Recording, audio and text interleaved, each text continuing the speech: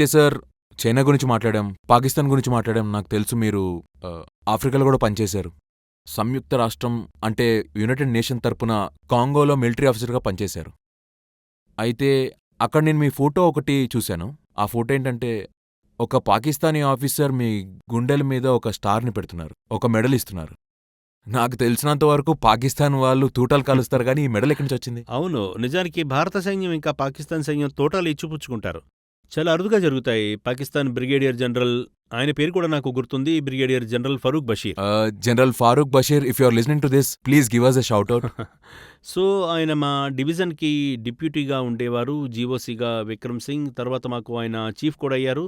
ఒక మంచి ఆఫీసర్ అని చెప్పచ్చు. అయితే అదే టైంలో నిఖిల్, ఆ తర్వాత చీఫ్ అయిన మిస్టర్ కామర్ బాజ్వా, అతను కూడా మాకు కమాండర్గా, అతను అక్కడే అదే టైంలో ఉన్నారు. మన ఇండియన్ ఆర్మీ ఇంకా పాకిస్తాన్ ఆర్మీ వాళ్ళ ఇద్దరం కాబోయే కలిసే. చీఫ్స్ ఒకే చోట ఉన్నారు ఖచ్చితంగా మేమందరం కలుస్తూనే ఉండేవాళ్ళం, మధ్య మధ్యలో మాట్లాడుకునేవాళ్ళం. అక్కడ యుఎన్లో పద్ధతులు ఎలా అంటే, ఇక్కడ మన శత్రువులు కావచ్చు కానీ అక్కడ మాత్రం నీకు చాలా ఆశ్చర్యంగా ఉండొచ్చు నిఖిల్, ఏ ఆఫీసులో అయితే ఆయన నేను కూర్చునేవాళ్ళము, నాకు ఎదురుగా ఒక పాకిస్తాన్ ఆఫీసర్ ఉండేవారు, నేను ఎక్కడ కూర్చునుంటే మధ్యలో ఒక బ్రిటిష్ ఆఫీసర్ ఉండేవాడు, అతనే మాకు బాస్ అన్నమాట. ఇంకా మేమేమో హిందీలో ఉర్దూలో అలా మాట్లాడుకునేవాళ్ళం. రోజంతా అలాగే కబుర్లు చెప్పుకుంటూ ఉండేవాళ్ళం. అప్పుడాయన అనేవారు, ఏంటయ్యా మీరు అక్కడ మీ ఇద్దరు కొట్టుకుంటుంటారు, ఇక్కడేమో రోజు మాట్లాడుకుంటూనే ఉంటారు, మిమ్మల్ని అర్థం చేసుకోవడం కష్టం అనేవారు. సో అక్కడ అలా ఉండేదన్నమాట. కొంపదీసి మీరు ఆ బ్రిటిష్ అతన్ని వెక్కిరించలేదు కదా? లేదు లేదు, అలాంటిదేం ఉండదు. ఎందుకంటే మనకి వాళ్ళకి పాత బాకీ ఉంది కదా. నిజమే అనుకోండి. ఈ విధంగా మాట్లాడుకుంటూ ఉండేవాళ్ళం. సో ఇండియా ఇంకా పాకిస్తాన్ ఆఫీసర్లలో పెద్ద పద్ధతుల్లో, మాటల్లో పెద్దగా ఏమీ తేడా ఉండేది కాదు. అంటే ఆకాశానికి భూమికి తేడా ఉన్నట్టు కాకుండా నార్మల్గా ఒకేలా ఉండేది. ఇన్ఫంట్రీ ఆఫీసర్లు ఒకేలా ఉండేవారు, ఆర్మీ కూడా ఆఫీసర్లు కూడా సుమారు ఒకేలా ఉండేవారు. వాళ్ళ స్టైల్ ఉంటుంది కదా, అలాగే ఉండేవారు. వాళ్ళ జవాన్లు కూడా ఆ విధంగానే ఉండేవారు. నిజం చెప్పాలంటే పాకిస్తాన్ జవాన్లు, వాళ్ళ బ్రిగేడ్ వాళ్ళు మా దగ్గరకు వచ్చి సెల్యూట్ అని చెప్పేవారు. అలాంటి వారు కూడా ఉన్నారు. సెల్యూట్ చేసేవారు వాళ్ళు. చూడండి, ఆ గౌరవం ఇవ్వాలని వాళ్ళకి ఉంటుంది కదా. అయితే మనవాళ్ళు కూడా చేసేవారు. మనవాళ్ళు కూడా చేసేవారు. మన జనరల్ మిస్టర్ విక్రమ్ సింగ్ గారి ఎదురుగా వాళ్ళు చాలా గౌరవంగా ఉండేవారు. అదేవిధంగా మేము కూడా పాకిస్తాన్ ఆఫీసర్లకు గౌరవాన్ని ఇచ్చేవాళ్ళం. చెప్పాలంటే ఒక ఆసక్తికరమైన విషయం ఏంటంటే 2007లో first world cup, T20 world cup జరిగింది సౌత్ ఆఫ్రికాలో. మన ధోని గారు ఉన్నారు. ఆ టైంలో ఆ మ్యాచ్ని ఒక పెద్ద స్క్రీన్ పెట్టి మాకు లైవ్లో చూపెట్టారు. ఒక పెద్ద హాల్లో ఏర్పాటు చేశారు. ఒకవైపు పాకిస్తాన్ ఆఫీసర్లు కూర్చున్నారు, మరోవైపు ఇండియన్ ఆఫీసర్లు కూర్చున్నారు. మధ్యలో మిగతా వాళ్ళంతా, అంటే సౌత్ ఆఫ్రికా వాళ్ళు, ఇంగ్లాండ్ వాళ్ళు, ఇండియన్, బంగ్లాదేశ్, శ్రీలంక వాళ్ళు అందరూ కూర్చున్నారు. నీకు ఆ మ్యాచ్ గుర్తుండే ఉంటుంది, చాలా ఆటుపోట్ల మధ్యన మ్యాచ్ అది. కానీ లాస్ట్లో మనమే గెలిచామనుకోండి, అందరూ కేకలు అవి వేశాము. పాకిస్తాన్ వాళ్ళు పెద్దగా సంతోషపడలేదనుకోండి, కానీ చాలా సరదాగా అంతా సాగింది. తర్వాత వాళ్ళు వచ్చి శుభాకాంక్షలు కూడా చెప్పారు. అంటే అక్కడ వాతావరణమే చాలా భిన్నంగా ఉండేది. మనం ఇంకాస్త ముందుకు వెళ్లే ముందు ప్రేక్షకులకు ఒకటి చెప్పాలి. మన మహేంద్ర సింగ్ ధోని గారు, ఆయన భారతీయ సైన్యంలో టెరిటోరియల్ ఆర్మీలో లెఫ్టినెంట్ కర్నల్గా ఉన్నారు. Lieutenant colonel MS Dhoni, if you are listening to this podcast, would really like a shout out. ఇక ఆ మెడల్ గురించి మాట్లాడితే, యాక్చువల్లీ ఆ మెడల్ని అందరు ఆఫీసర్లకే ఇస్తారు. కానీ ఆ టైంలో ఏం జరిగిందంటే, మా జీఓసీ అంటే జనరల్ విక్రమ్ సింగ్ గారు లీవ్లో ఉన్నారు, అప్పుడు డిప్యూటీలో ఉన్నారు. సో ఆయన ఎంతో వాత్సల్యంతో నాకు ఆ మెడల్నిచ్చారు. అలాగే ఆయనకు కూడా దాని విలువ తెలుసు. అందువల్ల ఇది చాలా అరుదు అని ఆయనకి తెలుసు, వెరీ రేర్. అప్పుడు ఒక పాకిస్తాన్ ఆఫీసర్ ఇలా మెడల్ ఇవ్వడం, అలాగే దాన్ని షర్ట్కి పెట్టడం అంటే చాలా అరుదు, వెరీ రేర్. అతనితో టచ్లో ఉన్నారా? లేదు, అస్సలు లేదు. ఏమో, మనకేం తెలుసు. లేదు. అతన్ని ఒక పాడ్కాస్ట్కి పిలవచ్చు. ఇందాక మీరన్నారు ఎందరో జనరల్స్తో పనిచేశారని. అలాగే ఇన్నాళ్ల సర్వీస్లో మీరు ఎందరో గొప్ప జనరల్స్తో కలిసి మాట్లాడుంటారు. అలాగే ఎందరో గొప్ప జనరల్స్ మీకు ఆదర్శంగా కూడా నిలిచి ఉంటారు. అయితే ఇద్దరి గురించి నాకు బాగా తెలుసు. నాకు తెలుసుకోవాలనుంది సార్, మీరు వీరి దగ్గర నుంచి ఏం నేర్చుకున్నారో అనేది. ఒకరు జనరల్ హతా హస్నేన్, ఆయన శ్రీనగర్లో 15 కోర్ కమాండర్గా చేశారు. ఆయన బాగా న్యూస్లో కనిపిస్తారు, న్యూస్లో అతని అనుభవాలు చెప్తారు, అతని వ్యూస్ ఏంటో చెప్తారు. మీరు అతనితో కలిసి పనిచేశారు.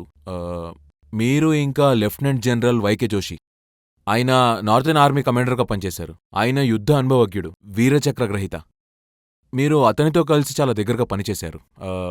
మీరు వీరి గురించి ఏం చెప్పగలరు? నేను ముఖ్యంగా ఇద్దరు వ్యక్తుల గురించి అయితే చెప్పగలను. ముందుగా జనరల్ అతా హస్నేన్, ఆయన నేను ఉరీలో ఉన్నప్పుడు నాకు ఆయన బ్రిగేడ్ కమాండర్ అనమాట.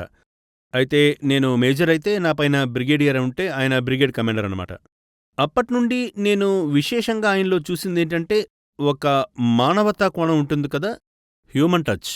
ఆయనొక మంచి ఆఫీసర్ ఎలాగో ఆ విషయంలో ఆయన్ని ఒక్క మాట కూడా అనడానికి లేదు. కానీ మానవత్వం ఉంది కదా! ఒక చిన్న ఉదాహరణ చెప్తాను.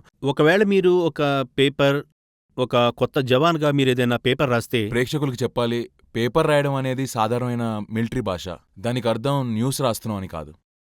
ఏదైనా ఒక విషయం మీద పరిశోధన చేసి దాని గురించి మీ ఆలోచనల్ని ఒక కాగితం మీద రాసి ఉంచడం, ఆ తర్వాత దేని గురించైతే మీరు రాస్తారో, బాగా శోధన చేస్తారో, ఒక కారణాన్ని కనుగొన్నారో, ఆ కారణంతో మీ ఆలోచనకి ఒక రూపాన్నిచ్చారు. ఈ విధంగా మీరు పేపర్ రాసి మీ సీనియర్కి ఇవ్వాలి. అప్పుడు ఖచ్చితంగా అబొమ్మన్ సీనియర్ అందులో మార్పు చేర్పులు చేస్తారు. ఇది అలా ఒక చైన్ పద్ధతిలో ఒక సీనియర్ నుండి పై అధికారికి అలా పైదాకా వెళ్తుంటుంది.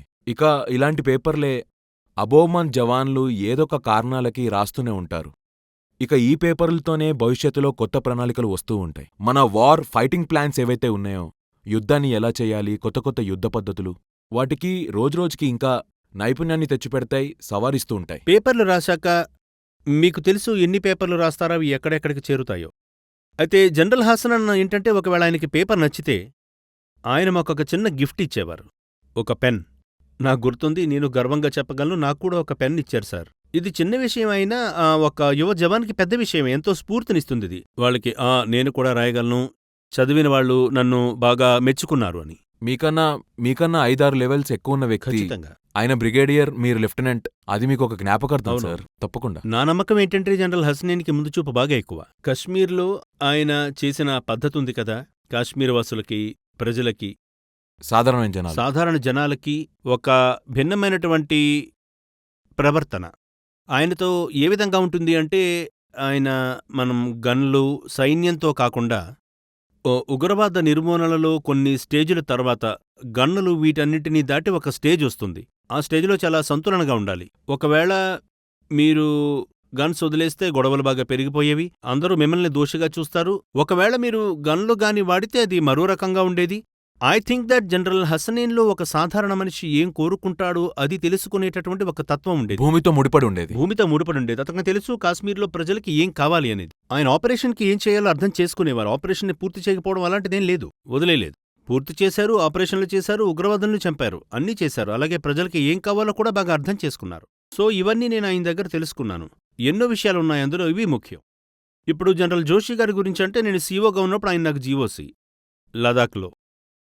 అయితే నేను ఆయన గురించి చెప్పేది ఒక్కటే, ఎప్పుడైతే మాకు చైనా వారితో మాటలు Interaction జరిగేవో, అయ్యేది. గట్టిగా మాటలు కొన్నిసార్లు ప్రేమ సాగేవి, ఎక్కువయ్యేది. ప్రేమతో మాట్లాడేవాళ్ళం, మరీ ప్రేమ ఎక్కువవుతూ ఉండేది ఒక్కోసారి. అప్పుడు నిఖిల్, నేను చూసిన ఒకే ఒక్క ఆఫీసర్ అయినా ఎప్పుడైనా చైనా వాళ్ళతో ఏదైనా సమస్య మీద మాట్లాడటానికి వెళ్ళినప్పుడు వాళ్ళనేవారు జనరల్ జోషీనే మాట్లాడమని. ఒకవేళ ఆయన చెప్తే మేము ఒప్పుకుంటామనేవారు. అది ఆయనకున్న హోదా అక్కడ. ఆయన మాట మీద చైనా వాళ్ళకి ఎంత నమ్మకం అంటే, ఆయన ఒక ఆఫీసర్, ఆయనకి బాగా తెలుసు.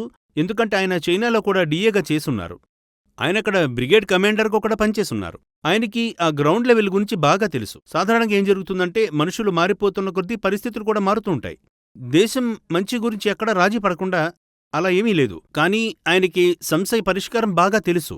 చెప్పాను కదా, చైనా వాళ్ళని హ్యాండిల్ చెయ్యాలి, మాట్లాడాలి. ఏదో మేము వెనక్కి తగ్గేవని కాదు, కానీ ఎలా మాట్లాడాలి అని. ముఖ్యంగా చెప్పాలంటే ఆయనకి వారి భాష కూడా తెలుసు. భాష రావడం, చైనీస్ మాట్లాడేవారు. ఎలా అంటే ఒక ధీటైన సైనికుళ్ళ ఒక్క ఇంచు కూడా వెనక్కి తగ్గము, అలాగే మీ గౌరవం కూడా తగ్గదు అన్నట్టు. సో వాళ్ళు ఆయన్ని నమ్మేవారు. ఒకవేళ జనరల్ జోషి చెప్పారు అంటే అది కరెక్ట్ అయి ఉంటుందని. పరిస్థితి ఎంత విషమంగా ఉన్నా నిలకడగా మాట్లాడగలగడం గొప్ప. ఎందుకంటే ఆయన ఒక ఇన్ఫెంట్రీ ఆఫీసర్ కాబట్టి ఆయన కార్గిల్ లాంటి యుద్ధాలను చూశారు, గెలిచారు కూడా. కాబట్టి ఆయన సమస్య ఎంత పెద్దదైనా సరే చైనీస్ విషయంలో ఆయన ఏ రోజు భయపడ్డం కానీ వనకడం అటువంటిది ఎన్నడూ లేదు. ఆయన అన్ని ఎంతో ప్రశాంతంగా, ధైర్యంగా చేసేవారు. సరే, ఇప్పుడు చైనా వాళ్ళ గురించి మాట్లాడుతున్నాం కాబట్టి నాకు 2 ప్రశ్నలున్నాయి. సాధారణంగా జనాలలో ఒక ఆలోచన ఉంది, ఖచ్చితంగా చైనా మనకన్నా పెద్ద దేశం, ఎకానమీ కూడా పెద్దది, వాళ్ళ సైన్యం మనకన్నా ఎక్కువ టెక్నాలజికల్లీ ముందున్నారు. ఒక నమ్మకం ఉంది ఏంటంటే, వాళ్ళు మన మీద ఆధిపత్యం చూపిస్తారు, మనల్ని వెక్కిరిస్తూ ఉంటారు. ఇదంతా నిజమే అంటారా? చూడు నిఖిల్, నా నమ్మకం ఏంటంటే, చూడు ఇప్పుడు మన బెటాలియన్ ఎలా ఉంది, నా ఉద్దేశంలో రాజ్పుత్ బెటాలియన్ అలా ఉండదు. అన్ని ఇన్ఫెంట్రీ బెటాలియన్లు కూడా అలాగే ఉంటాయి. మీరు చూసే ఉంటారు మనకి ఈ ఒక బెటాలియన్‌కి, ఇంకో దానికి మధ్య మ్యాచ్ పెట్టినప్పుడు ఎలా యుద్ధ వాతావరణం ఏర్పడుతుందో మీరు ఊహించండి. ఒక మామూలు హాకీ మ్యాచ్‌ని వీళ్ళు యుద్ధంలో ఆడినప్పుడు నిజంగా మన ఎదురుగా చైనా వాళ్ళు నిలబడి ఉన్నప్పుడు అక్కడ వాస్తవంగా మన దేశ గౌరవానికి సంబంధించిన విషయం వచ్చినప్పుడు వీళ్ళు మామూలుగా ఊరుకుంటారా? మీకనిపిస్తుందా ఒక్క ఇంచైనా మేము వెనక్కి తగ్గుతామా అని?